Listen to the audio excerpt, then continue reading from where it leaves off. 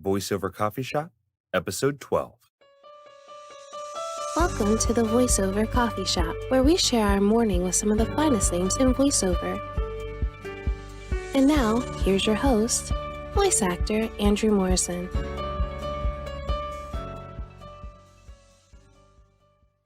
Hi there. My name is Andrew Morrison, and welcome to the Voiceover Coffee Shop, where we start our day with some of the finest names in voiceover. If you'd like to know more about me, feel free to visit my personal website at www.voicebard.com. In this episode, we have coffee with my dear friend, Uncle Roy Yokelson.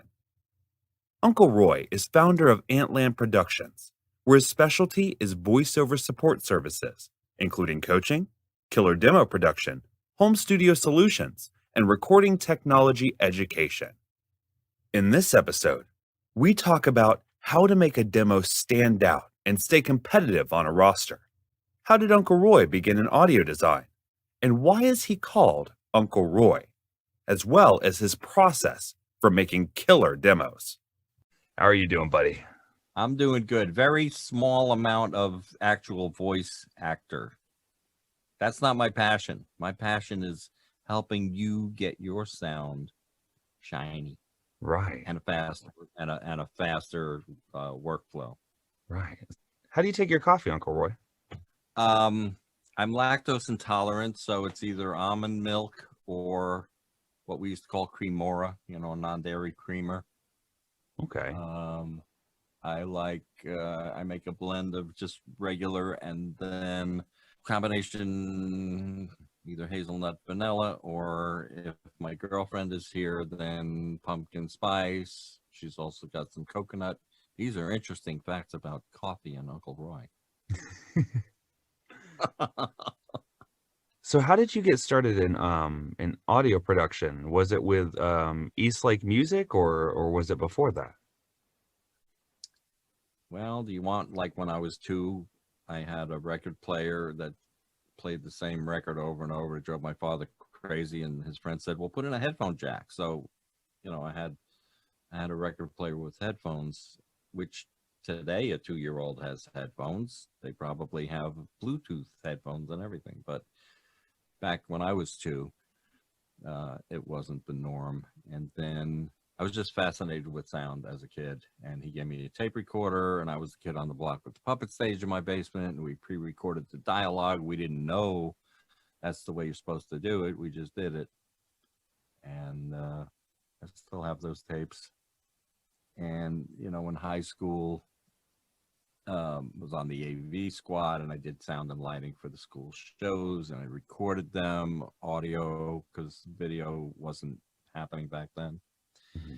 And this was just a passion, and there was no Institute of Audio Research, and nobody said, oh, you could make money being a recording engineer or a director. There was nobody to guide me except my passion. So I had gone to electronics school, RCA Institutes, to become an electronic technician because that seemed like it was related while recording my dopey band, the Antland band. Trying to make good sound was always my passion. So I got a job. So I was the best messenger they had. I was the best head of shipping they ever had. I was the best assistant. I just wanted to sit in that chair. I just wanted to be the guy. And we were doing jingle sessions back in the day. This was the middle to the end of the jingle era. So I was the engineer on My Little Pony and Transformers and G.I. Joe. It's like 1983. And then I got involved in film score recording, as you were alluding to with Dick Hyman, Eastlake. We got hired to do Zelig, which anybody who's seen it and heard it, it's a fake documentary about a guy who they call the human chameleon because he wants to fit in. So if he's with a bunch of doctors, he becomes a doctor. If he's with a bunch of Chinese people, he becomes Chinese. The human chameleon. So my job was to make it sound like 1928. And it's scary. And I wasn't even 30 years old. And where do you go from there? Like that was and I got to record the real Betty Boop, Mae Questel. There was a Betty Boop song in there. And maybe she was 75 years old. Sounded great. And I've kept almost everything I've ever recorded in my life is right here on the hard drive. You can access it at any point. So, your band Antland, is that what you named Antland Studios after? It goes back to high school. Some friends were getting high, and one said to the other one, "You look like an ant." Bug. An auntie this and auntie that, and a character named Uncle Auntie came out of it. So I became the Uncle Auntie guy, the character. And then we had the Antland Band. The guy with the van, he was Antland Van Lines. And I was Antland Recording Studios and Antland Productions. And nobody else was doing anything with it. This was just, I had my basement in my parents' house, and I had a 4-track TIAC, with reel-to-reel tape, and we recorded our demos and mixed it and everything. As a matter of fact, they presented me with a gold record that I have hanging up outside, but they took like a Reader's Digest record, and they sprayed it gold, and they mounted it to a piece of wood and put a plaque on it and a macrame. And we were playing that demo for our friends for the first time, and then they pulled out this thing. It was almost as good as getting one of these other ones back here, these Emmys and things, Right. So with music production, what are some of the biggest differences between recording, say, music vocals and voiceover vocals? When I learned about recording voiceover vocals was during these jingle sessions. The band would come in and singers would come in, and then there was what they call a donut, which is the singers would sing, then there's room for the announcer, and then the singers would sing. So the voiceover was just another instrument. So I learned how to process compressor and EQ and whatever. It was all hardware, just like over here. There were no plugins. There was no computers. This was all, ear to brain to hand coordination. It goes through a vocal strip, then it goes into the computer, and then I do my post processing in the computer. And I don't know, somehow those killer demos come out. Or music or whatever. When I do record vocals for songs, I do go through and clean up in a similar way that I would do a voiceover. I go through and declick, and I don't take the breaths out. I might soften them. Because in a song you need to know the singer's alive and breathing. Right. I mean, I hate those songs that are overly compressed and it pulls up those loud breaths. It's like, doesn't your ear tell you to do something different, like maybe reduce the breaths? We can do that now. We can go in and highlight and press buttons to reduce. So I make them clean, and we have lots of different reverb units and automatic double tracking like Abbey Road used to have on the Beatles records. I have bought a lot of those kind of plugins. I don't get enough music production jobs these days.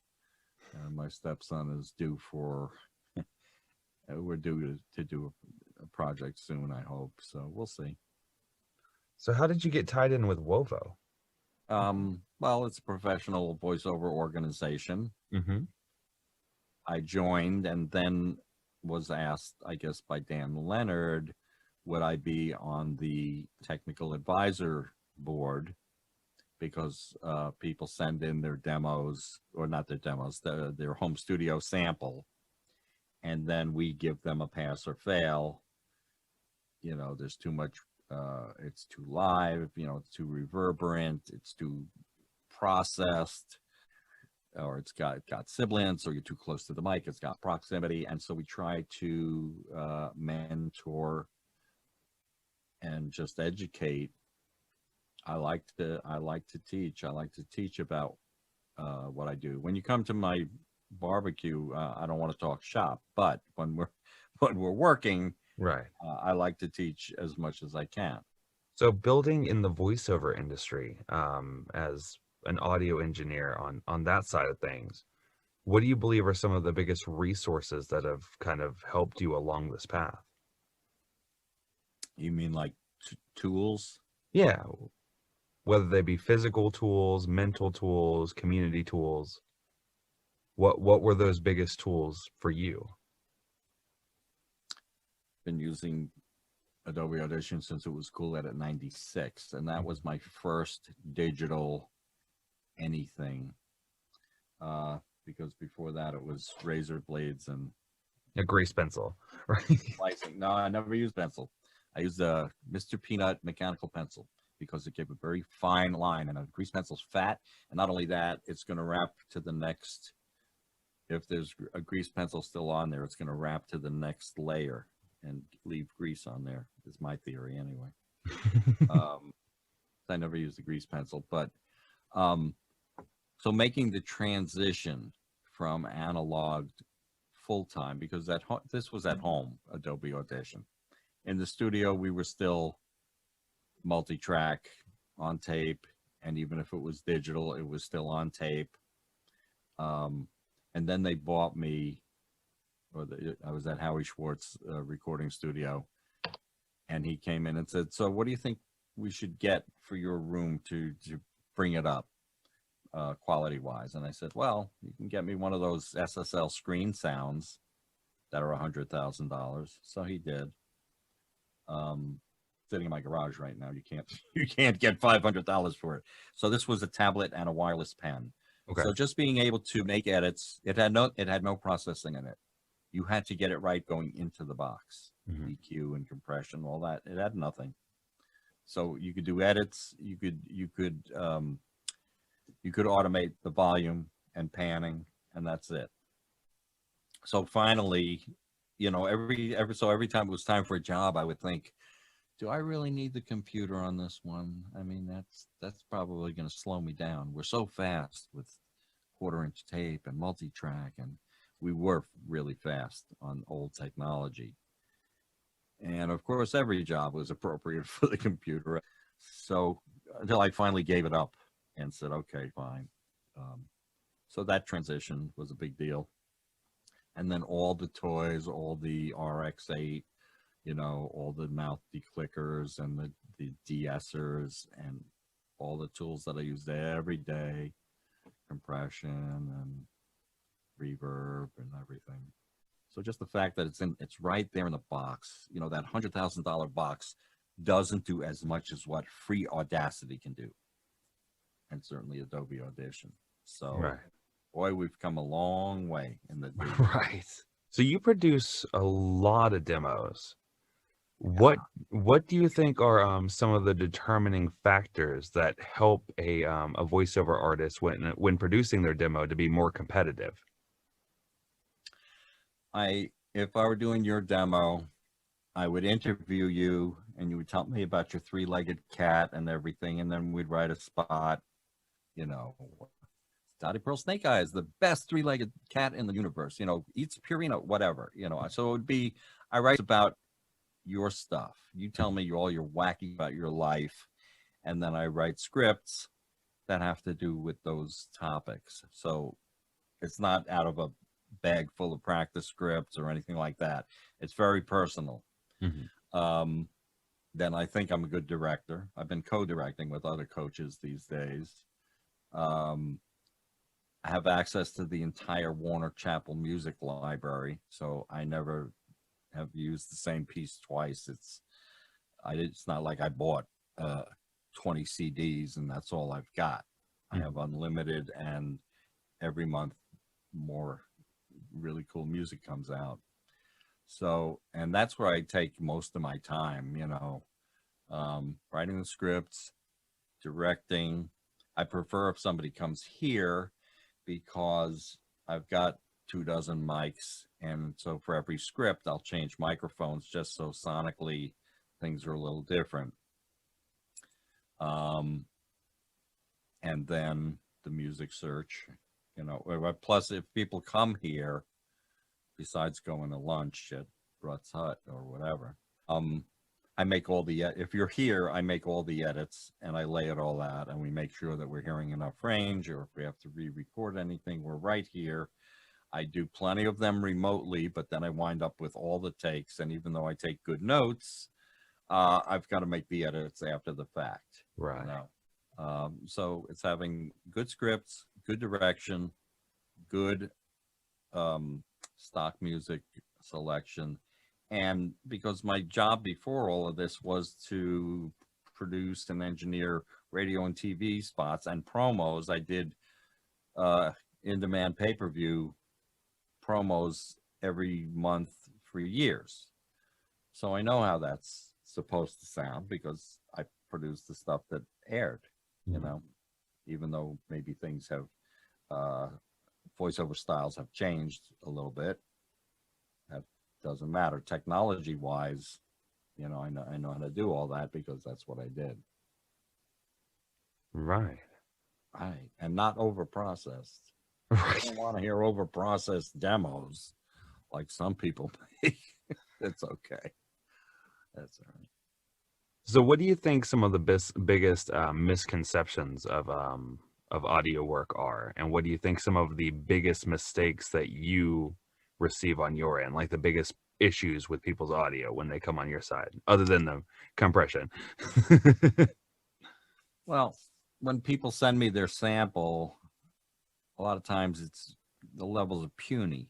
I said, you have to turn up the gain on your interface. Yeah, but when I turn it up, the noise comes up. Everything it comes up by the same amount. Whether you normalize it later or we reach for it now, I would rather reach for it now. Mm-hmm. Yes, your noise is coming up. Let's fix the noise. and let's get a good recording level.